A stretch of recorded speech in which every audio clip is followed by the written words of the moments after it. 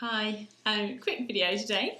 I've been getting asked pretty regularly for information and advice about makeup, particularly for wedding makeup.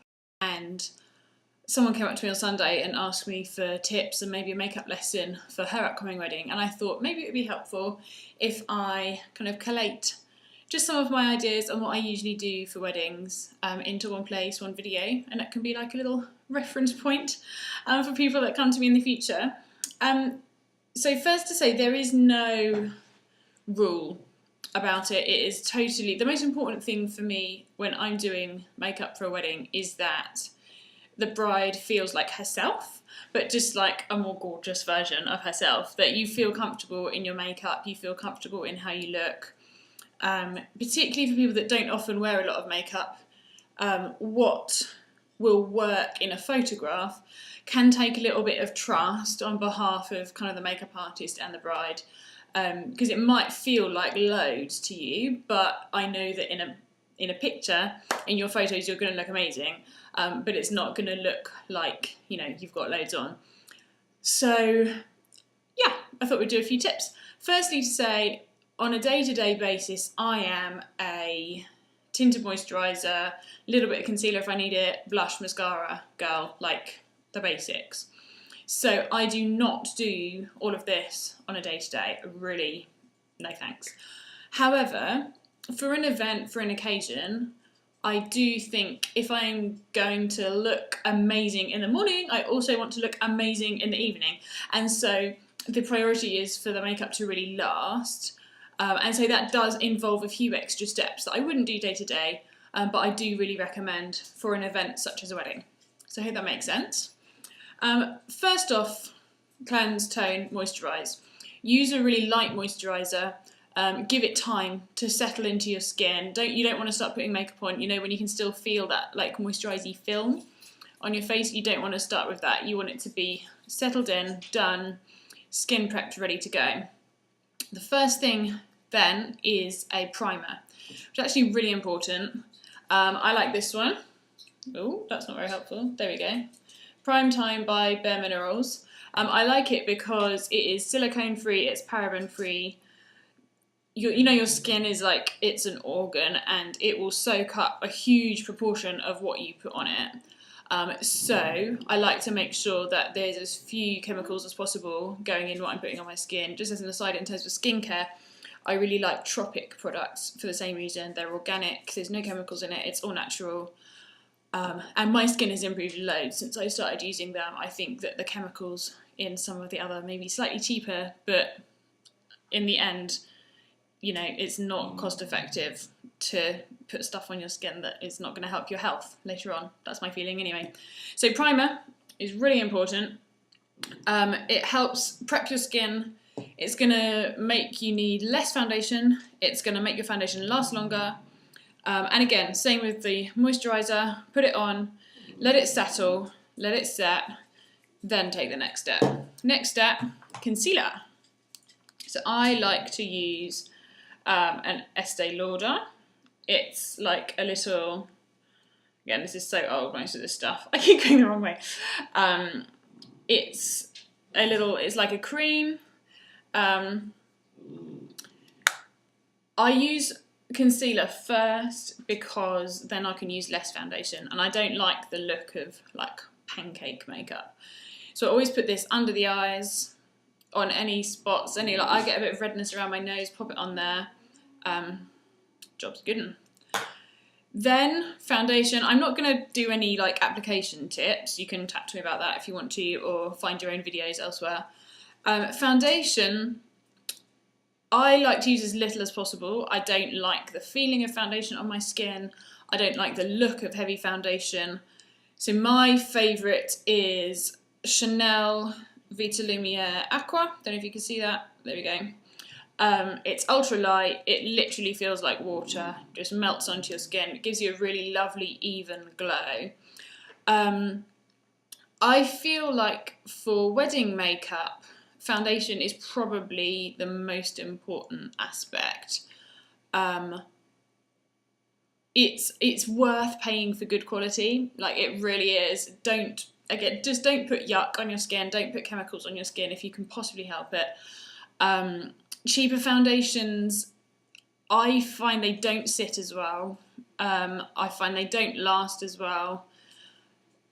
It depends on your skin type. Again, this is a really individual thing, what you would need. I really like Chanel ones. I've also got the Perfection Lumiere, which works really, really well for me. For most brides, I tend to recommend having a look at Clinique because they have a great range, great colour variety. They're completely hypoallergenic. They've got no fragrances, no colouring. It's really likely that you'll find something that will work for you from the Clinique range. But don't invest without a tester. Make sure you go, get matched, take a tester pot home and try it for a few days. See how you get on, see how it wears, see if you're comfortable in it. If you're not comfortable, you're not going to want to wear it. So there's no point buying something for one day that you will literally wear once, hate it and never use again. So just don't do that. Make sure you get something that you really like because there will be something out there. Clinique, really good option. And the Clinique staff are really knowledgeable, so they should be able to help you.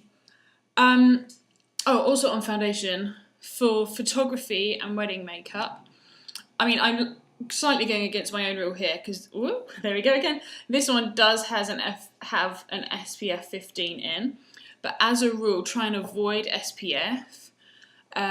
This one, because it's so light, I hardly use any of it, and so it doesn't matter so much, but particularly with cheaper foundations, if they've got SPF in, it can put like a white kind of cast over your face in flash photography, which is obviously because it's designed to reflect light, but it will also reflect the flash. So if you've ever seen photos where in real life, you know, you looked gorgeous, you felt amazing, and then your pictures come back from that night out and you're like, I look like a ghost, that's probably why. Same actually goes for mineral foundations. They can often leave a kind of a ghostly cast of white over your face in the same way because they reflect light.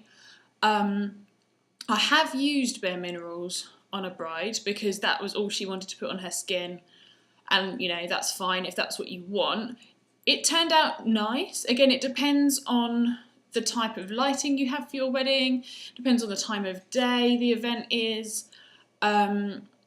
I think looking back at her photos, it does look kind of shiny, but she was really happy, so that's the main thing. But anyway, just a couple of pointers. After I've done foundation, I move on to eyes. Again, prime, really important. The light's on there. I like Urban Decay eyeshadow primer. It just helps, it intensifies the colours. It helps it all last. This will make all the difference between whether your eyeshadow creases up and dissolves or it doesn't. So use a primer. Eyeshadow, again, I love my Naked palette. This is Urban Decay. You can see it's pretty old. It has an amazing range of colours in there. This is the original palette. There's also 2 others that have come out more recently. These colours suit my skin tone best, so I've stuck with that. The other ones are lovely. Again, just whatever works for you. For bridal makeup, I tend to stick to really neutral stuff. Whoopsie. So I tend to go with these kind of tones. Obviously use a highlighter, but keep it as matte and as neutral as possible. You can see a lot of these are really quite shimmery.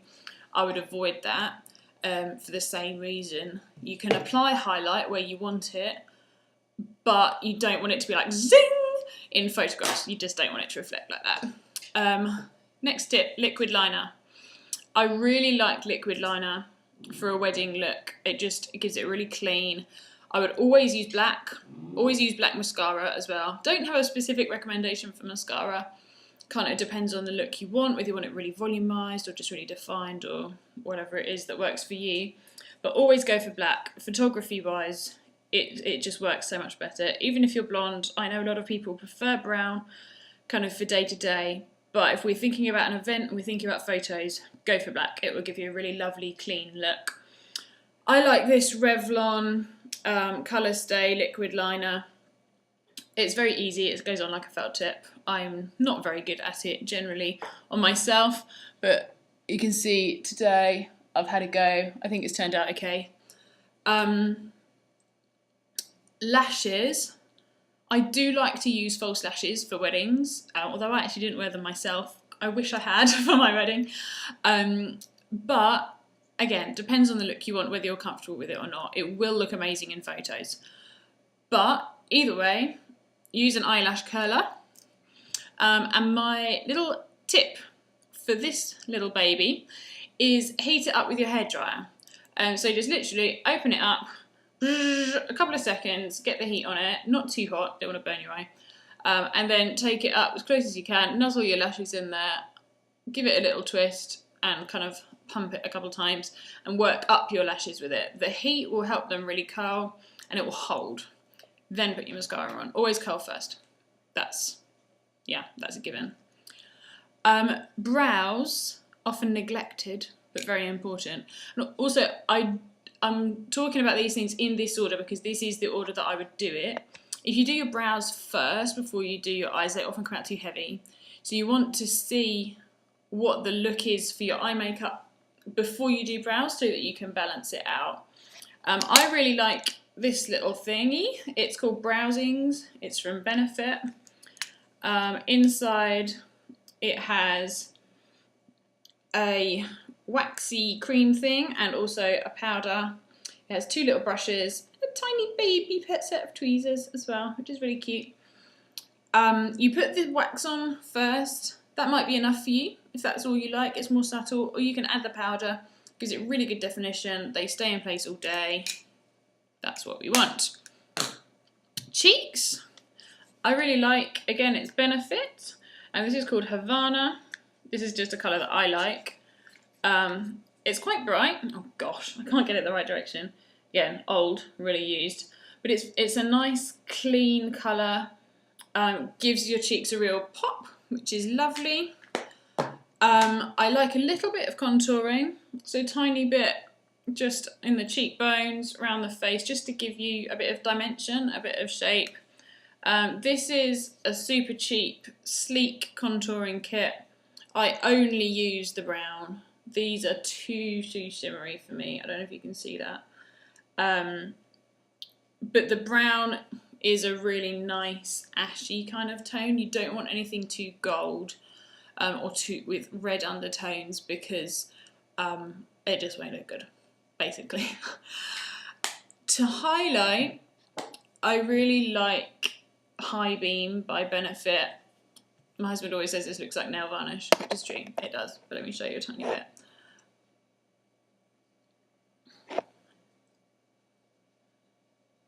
It's, oh gosh, that hasn't come out very well. I think it's not good light in here. Oh, there you go.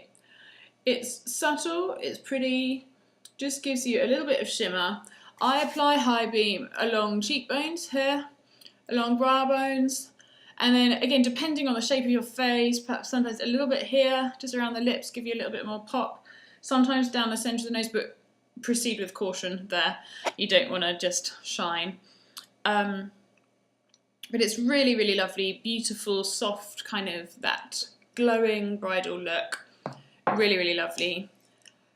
Then, finally, you want to fix it all with a powder. I like the Clinique. It's just called Invisible Blend. Yeah, it's totally translucent. It just literally fixes over the top. Use a massive brush, just set it all on. That will again really help it last. And then the final flourish is this Clarins Fix Makeup. It's amazing, amazing. This will make all the difference. So it doesn't feel sticky. So some of the fixing sprays that I've tried do feel quite sticky. I just don't like them because of that. Again, I don't like the feeling of makeup on my face. So everything that I'm talking about here feels really light. This spray just helps it all hold really well. It gives you a kind of slightly dewy finish, which is nice because it's natural.